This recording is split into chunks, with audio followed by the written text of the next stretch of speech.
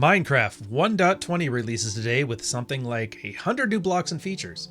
Everybody's getting excited about it, and we're going to move world spawn to the new Warhammer 40,000 themed spawn chunks. And there's just one thing in our way. The thing in our way is how to build a big and entertaining multiplayer server while entertaining you, the audience, in the best way possible. A lot of people have some ideas about it, and here's something that no one tells you about making or watching content. As always, it wouldn't be one of these kinds of videos without telling you to like the video if you like it, subscribe if you haven't subscribed, and to check out more content.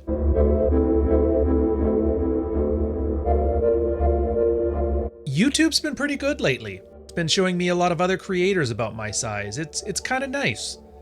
I see a lot of guys with 1,000 subscribers or 2,000 trying to make the most popular game in history and carve out something new. As much as I like the giant creators like Ethos Lab, Dream, and the others, these small channels offer something I never would have considered.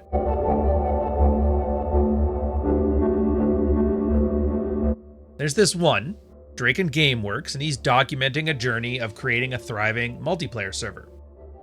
Another one, nice name, is a geologist, and he uses his SMP to talk about color theory, rock layers, and other stuff. It's not as interesting as Manhunter Volume 3, but it's interesting. Now, I'm not a kid, so stuff that's relaxing is what interests me. Maybe it's for a day where I haven't slept well, and I like having a video that doesn't take too much from me. Sometimes it's some niche topic that I can learn from for fun, and sometimes it's just me wanting a nice voice telling me stories while I'm in the kitchen making food.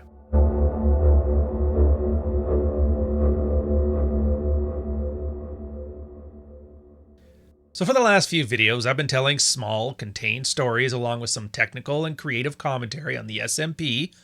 This one's called the Minosphere. Now, I don't know all the answers, what makes a good YouTube video, what makes a great Minecraft SMP, or what makes a content creator good or a content creator great. Sometimes it's creative storytelling, sometimes it's great special effects, sometimes it's technical knowledge about something that amazes everyone. Sometimes it's that you're the biggest creator in the space and inertia creates subpar content and carries it along. Anybody who tells you that they know what the answer is lying to you. Everyone is guessing and experimenting and trying new things out. The few people that get it right, they hit the lottery, and when they tell you they have the perfect formula, you can't win the lottery and tell everybody you have a foolproof plan on how to win the lottery. Sure, there's a certain level of skill when it comes to the game, when it comes to editing, to recording, to speaking, and having a personality, but once you're good enough at that threshold, it's largely a matter of luck and persistence. So the only advice I've ever seen that works at all is to do a million things until you find one that works, and then ride that thing until the wheels fall off. I've seen people get successful doing that, but then again, on my main channel, I don't. I make videos there as a way to monetize my research for the books that I write. It doesn't do what the audience wants, it does what I want, and I let it attract the audience that it attracts. Both ways work, and both are contradictory. Again, anybody who tells you they have the answer is wrong. So today, Minecraft 1.20 dropped, and we're holding off for a bit until a few of the mods we use to get the server going and running get some updates. That's Replay Mod, Lightmatica, and a few others. But when we do, the guys will be creating all kinds of neat little experiments, making videos that you can check out when you're tired, working, or busy, and hopefully, it can help you get through your workday just a little bit better than you would have without. I always loved this shader. I don't know, it just looks nice. Kind of reminds me of Borderlands. Anyways, right now we just need some gold to finish off the spawn point. We're doing the Warhammer 40 themed. 1.20 just dropped. We're waiting a couple minutes or a couple days, however long it's going to take, so we can get all of the mods we use. So like Replay Mod, Lightmatica, all the stuff that's going to help us make great builds and entertaining content for those of you guys watching. Clean the house. Let the gold farm run its course. And make ourselves some gold blocks. Actually, you know what's probably easier? Yeah, let's just clear all this out. So one thing you can do instead of sitting in here and dealing with all the inventory is just take out all the chests, put them back later. Set up your inventory to filter for only chests and nuggets. And then just pick everything up. Makes your life a little bit easier anyway.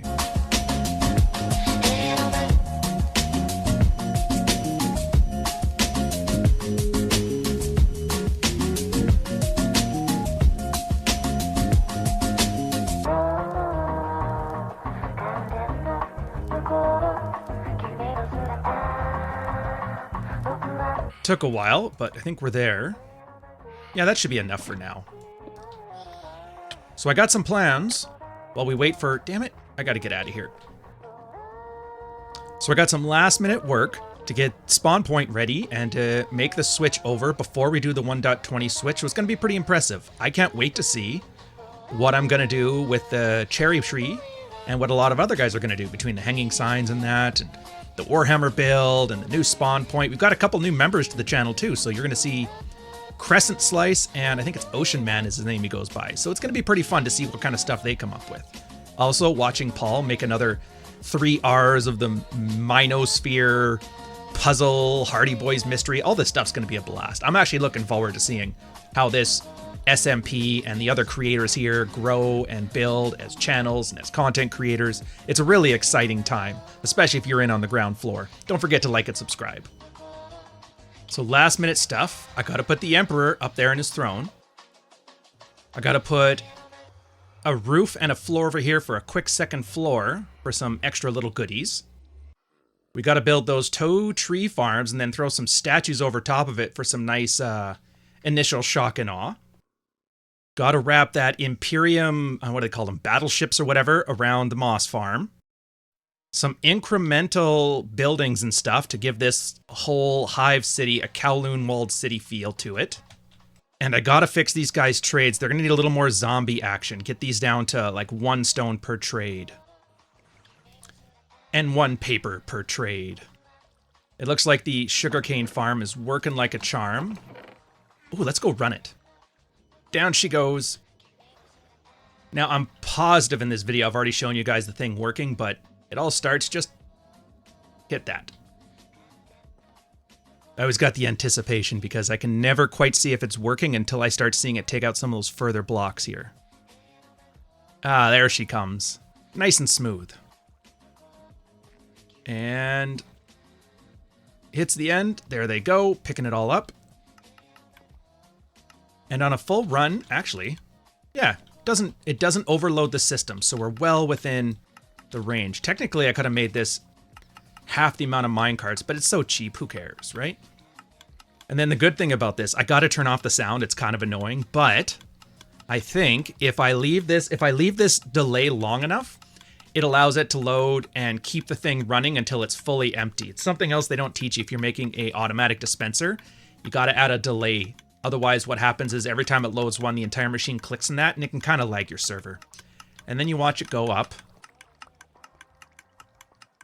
And I got a little bit of ducting that's up and behind in this underground mine area here, and it brings it directly to where I'm going to be using it for trades, which I think is going to save us a lot of trouble in the transport.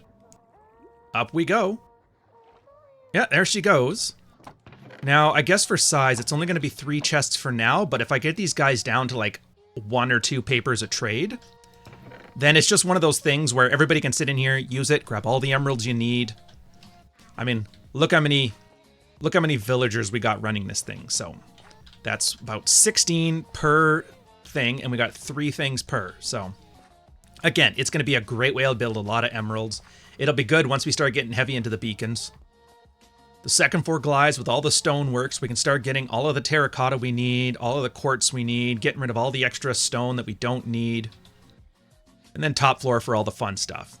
All the redstone we're going to need. For some reason, fishermen, because I had to fill something up with there. So it'll be all the buckets you could ever need. And then the farmers on this side.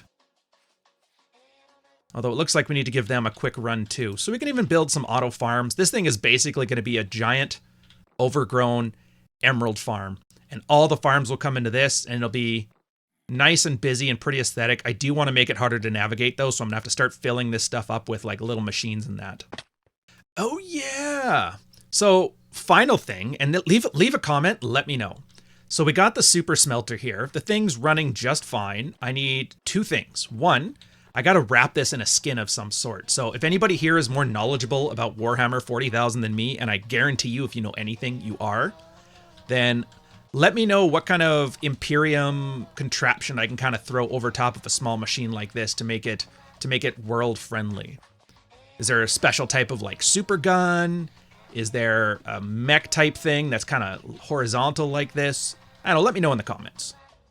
Oh yeah, that's the other thing. So I gotta, right now it's like Huel's floating castle. That's like an old 70s anime reference if you guys don't know what I'm talking about. But I need to pillar this thing down and get it to touch the ground. And then the question is, do I fill the underneath with something? Because that's a lot of space here. We could easily fit something underneath. So I don't know. We'll have to see how things go. We're gonna have to pick up some apples to get the golden apple train started. A couple more should work. Dude, every single one of these guys have been giving me suspicious stew. Not a single glistening melon or glistening carrot. Did they make an update to the trades? Or am I just really bad with luck? Oh, good. All right, at least we can feed ourselves for a bit. That's good. Ooh, another question for people in the chat. So I've got another... How many villagers is this one? Another 8 villagers? I don't know what profession to give these guys. So what do you think is worthwhile? I guess I could do more clerics and then get these guys for more redstone? I don't know. Having said that, if I get that extremely high level of trade for rotten flesh down to a reasonable number, I could really start adding those zombie flesh from the gold farm in here and just... I guess how many emeralds does one really need? Yes, we're ending this on a Batman shot. Welcome, guys, to 1.20. Welcome to the new Minosphere. Welcome to seeing all the new creators. I'm looking forward to it. It's going to be a blast. I want to make sure to make the most engaging content I can for you guys. See if the other content creators can get more engaging content for you guys and really grow the channel this year. I think it's going to be a good year for everything. So I'll catch you guys on the next episode. Again, if you're new, you know the deal. The like, the subscribe, the watch the other videos. Funny enough, go check the back content. You'll actually see how the servers kind of progressed over time and the different storytelling tools. It's definitely a different kind of channel than what you're used to. And for everybody who's already been here and all the other guys, thank you so much, and I'll catch you guys on the next episode. Cheers.